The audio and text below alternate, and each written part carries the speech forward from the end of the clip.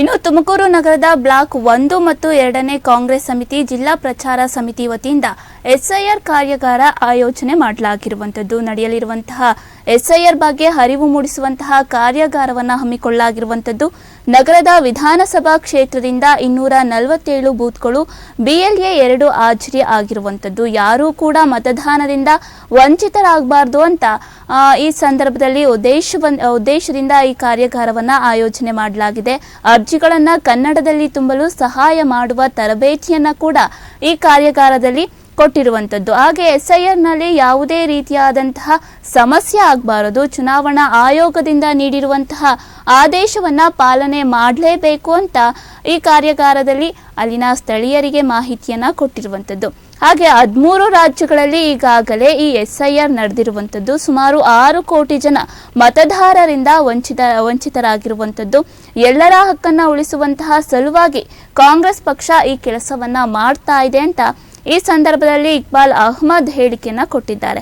ಹಾಗೆ ಮುಂದಿನ ದಿನಗಳಲ್ಲಿ ಸರ್ಕಾರದಿಂದ ಸಿಗುವಂತಹ ಯೋಜನೆಗಳು ಕೂಡ ಬಂದ್ ಆಗುವಂತಹ ಸಾಧ್ಯತೆ ಇರುವಂತದ್ದು. ಈ ಬಗ್ಗೆ ಮಾತನಾಡಿದ್ದಾರೆ, ನೋಡೋಣ. ಬ್ಲಾಕ್ 1 ಮತ್ತು 2ನೇ ಕಾಂಗ್ರೆಸ್ ಸಮಿತಿ ವತಿಯಿಂದ ಜಿಲ್ಲಾ ಕಾಂಗ್ರೆಸ್ ಪ್ರಚಾರ ಸಮಿತಿ ವತಿಯಿಂದ ತುಮಕೂರಿನ ಮದಾರಿಷಾ ಶಾದಿ ಮಹಲ್ನಲ್ಲಿ ಎಸ್ಐಆರ್ ಕಾರ್ಯಾಗಾರವನ್ನು ಹಮ್ಮಿಕೊಂಡಿದ್ದೇವೆ. ಏನು ನಾಡಿದಿಂದ ಈ ಪ್ರಕ್ರಿಯೆ ನಡೆಯಲಿದೆ ಅದರ ಬಗ್ಗೆ ತುಮಕೂರು ನಗರ ವಿಧಾನಸಭಾ ಕ್ಷೇತ್ರದ 247 ಬೂತ್ಗಳ ಏನು BLA 2 ಇದ್ದಾರೆ, ಬೂತ್ ಲೆವೆಲ್ ಏಜೆಂಟ್ 2, ಅವನ್ನೆಲ್ಲ ಸೇರಿಸಿ ಕಾಂಗ್ರೆಸ್ ಪಕ್ಷದ ಎಲ್ಲ ಮುಖಂಡರುಗಳನ್ನು, ಕಾರ್ಯಕರ್ತ ಬಂಧುಗಳನ್ನು ಸೇರಿಸಿ SIR ಬಗ್ಗೆ ಸಮಗ್ರ ಮಾಹಿತಿಯನ್ನು ನೀಡ್ತಾ ಇದ್ದೇವೆ. ಏನು ಈ ಪ್ರಕ್ರಿಯೆ ಶುರುವಾಗಲಿದೆ ಅದರಿಂದ ಯಾರೂ ಕೂಡ ಮತದಾನದಿಂದ ವಂಚಿತರಾಗಬಾರ್ದು.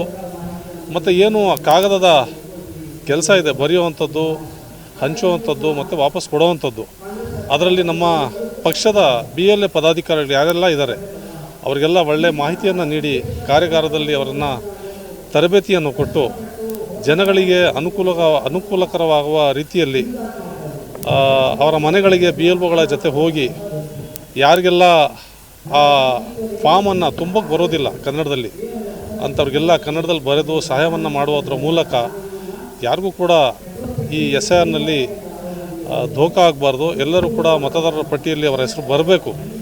ಮತ್ತು ಮುಂದೆ ಯಾವೆಲ್ಲ ಪ್ರಕ್ರಿಯೆಗಳಿದ್ದಾವೆ, ಎಲೆಕ್ಷನ್ ಕಮಿಷನಿಂದ ಏನೆಲ್ಲ ಆದೇಶ ಇದ್ದಾವೆ ಅದರಂತೆ ನಾವೆಲ್ಲರೂ ಕೂಡ ನಡ್ಕೋಬೇಕಾಗ್ತದೆ. ಅದರಿಂದ ಈ ದೇಶದಲ್ಲಿ 13 ರಾಜ್ಯಗಳಲ್ಲಿ ಈಗಾಗಲೇ ಈ ಪ್ರಕ್ರಿಯೆ ನಡೆದು ಸುಮಾರು 6.5 ಕೋಟಿ ಜನ ಮತದಾನದಿಂದ ವಂಚಿತರಾಗಿರೋದು ಈಗೆಲ್ಲ ಮಾಹಿತಿ ಸಿಕ್ಕಿದೆ.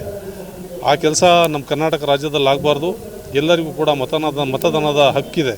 ಪ್ರಜಾಪ್ರಭುತ್ವದ ವ್ಯವಸ್ಥೆಯಲ್ಲಿ ಪ್ರತಿಯೊಬ್ಬ ನಾಗರಿಕನೂ ಕೂಡ ತನ್ನ ಹಕ್ಕನ್ನು ಚಲಾಯಿಸುವಂಥ ಹಕ್ಕನ್ನು ಇಟ್ಟಿರ್ತಾನೆ.